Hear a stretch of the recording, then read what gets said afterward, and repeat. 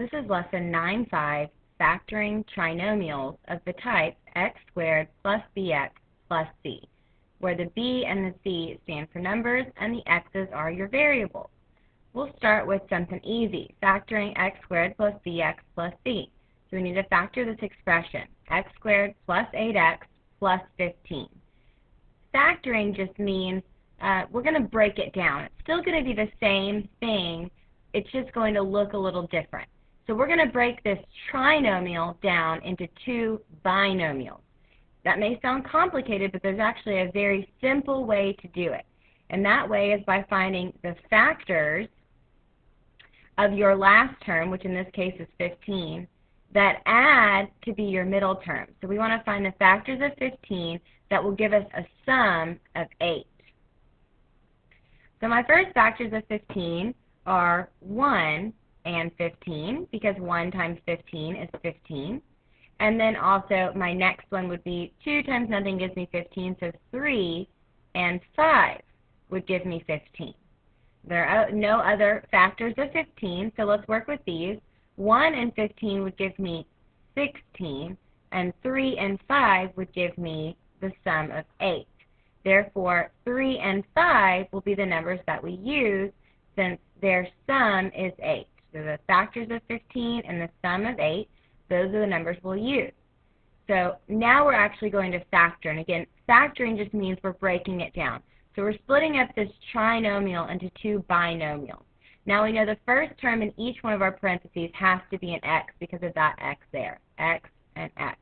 If you'll remember FOIL from a couple lessons ago, if we FOILed this out, x times x, that would give us that x squared. Now we need to work on our second terms in both sets of parentheses. And that's where this method comes in. So we found our other two numbers, 3 and 5. So I'll put plus 3 and plus 5 since these are both positive numbers. This right here is your answer. And I'll show you why. Let's go ahead and FOIL it out, because when we FOIL this, we should end up with what we started with. So x times x, first times the first, x squared. Outer, x times 5 plus 5x. Inner, 3 times x plus 3x. And finally last, 3 times 5, 15, plus 15. Then we combine like terms, x squared plus 5x and 3x, 8x plus 15. So you see there that we got the exact same thing. And that's how it should be. So if you want to check to see if you factored correctly, just FOIL out what you factored and you should end up with what you started with. Now I know this is a new idea, so let's do a couple more to make sure we got the hang of it. We're going to factor each expression and we'll check our answer. And you check your answer just like I did a minute ago. You're just going to FOIL. So to factor it again, we'll always find the factors of our last term that add to be our middle term. So first I'll find the factors of 10. Well, I'll start with 1 and 10, because 1 times 10 is 10. 2 and 5, because 2 times 5 is 10. 3 times nothing gives me 10, 4 times nothing, and then we get back to 5 and 2. So we're finished with our factors of 10. Now we want to find which two of these factors will add to give us 7. 1 and 10 is 11, 2 and 5 gives me 7. Right there I found these are the numbers I'm using, 2 and 5. So now when we factor again, we're just coming up with those two binomials. We know our first term in each binomial has to be g. And then we have g plus 2 and g plus 5. Again, to check it, we simply FOIL it out. So let's go ahead and FOIL. This is your answer. And now we're going to FOIL to check it. Let me get that over there for you. G times g, g squared, that's the first. Outer, g times 5 plus 5g. Inner, 2 times g plus 2g. And last, 2 times 5 plus 10. And we simplify, combine like terms, g squared plus 5 plus 2, 7g plus 10. And we did, in fact, end up with what we started with, so we know we did it right. Let's try another one. These numbers are a little bit higher. We still do the same method. We want to find the factors of our last term that add to be our middle term. So we'll start with the factors of 20. And my first factor is just 1 and 20. then 2 and 10. 2 times 10 is 20. 3 times nothing would give me 20. 4 times 5 gives me 20. And then I know that's the end because 4 and 5 are only 1 away from each other, so there are no other factors of 20. Then remember we have to find those two that add to be 21. Well, 1 and 20 makes 21, so I know I found my numbers, and I can stop right there. We're using 1 and 20. So when we write our binomials, again, our first factor is that v, our first term, the first term in each one of our parentheses is v, and then our second terms are 1 and 20. And then to check, we simply FOIL it out. So this is your answer, and now we'll check. First times first, v squared, outer times the outer plus 20v, inner times the inner plus 1v, and last times the last, 1 times 20, which is plus 20. And then I'll simplify, combine like terms, v squared plus 20 plus 1v, 21v plus 20, and we did, in fact, get the same answer. All right, let's go ahead and move on to example 2, which is factoring x squared minus bx plus c. So the only difference in what we're doing now is that instead of everything being positive, we now have this subtraction sign here. But it's still going to work relatively the same. In fact, we're going to use the same method. We still need to find the factors of our last term, in this case 20, that add to be our middle term. But this time the sum is negative 9, not just 9. So that means we're going to have to work with some negative and some positive numbers. So first I'll start with just doing 1 and 20, which is what we did on that last example, 1 times 20. But in this case, since we need it to add to be a negative number, we're going to use negative numbers for our factors. So negative 1 and negative 20, because a negative times a negative still gives us a positive, but they would still add to give us a negative. Then we'd have negative 2 and negative 10. Again, negative 2 times negative 10 gives us a positive 20, but they would still add to give us a negative number. And finally, negative 4 and negative 5, which multiply to give us a positive 20, but would add to give us a negative number. And now we'll find the two that add to give us the sum of negative 9. Negative 1 and negative 20, negative 21. Negative 2 and negative 10, negative 12.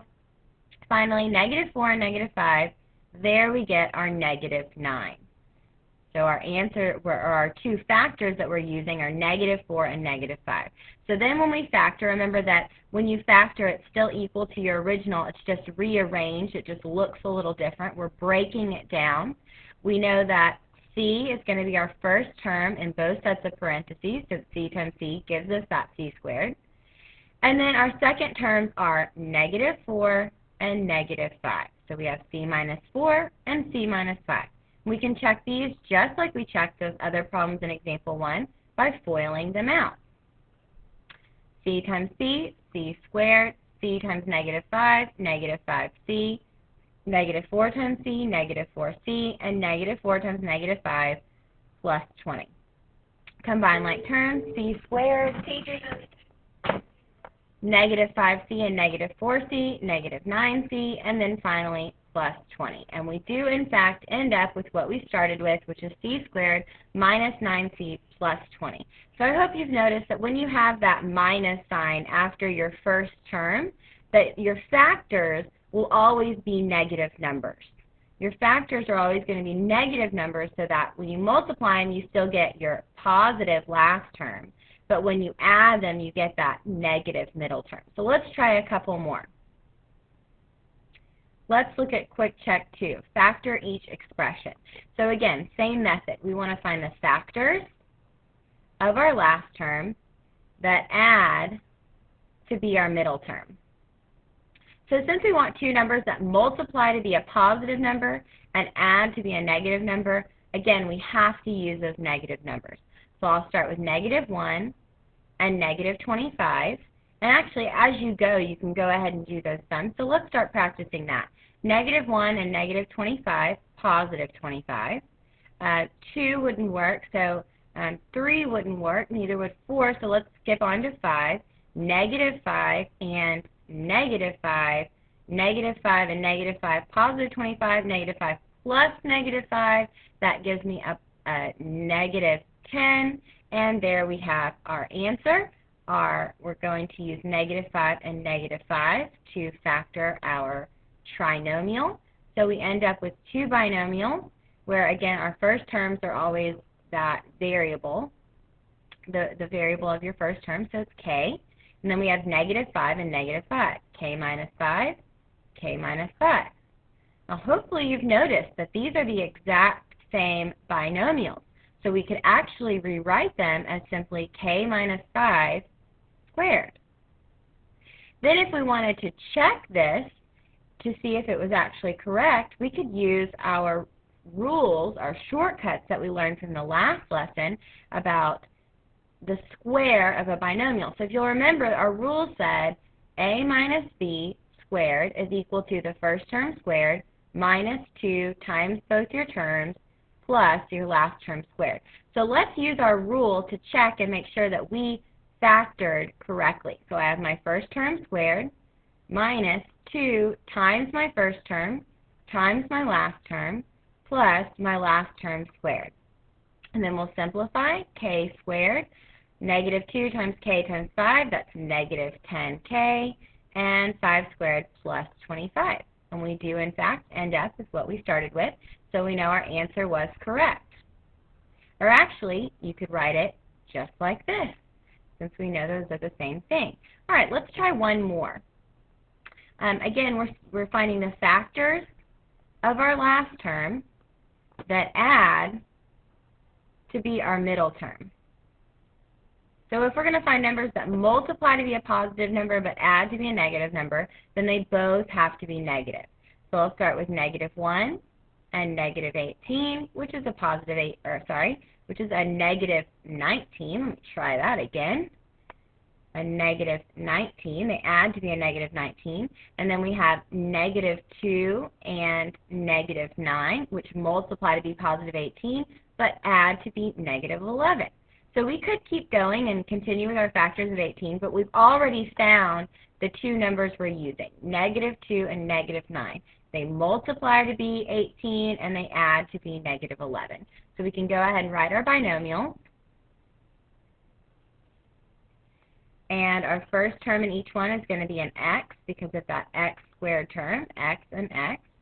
And then our last terms will be negative 2 and negative 9. These are not the same, so we can't rewrite them as a square of a binomial, but we can still FOIL to make sure that we did it correctly.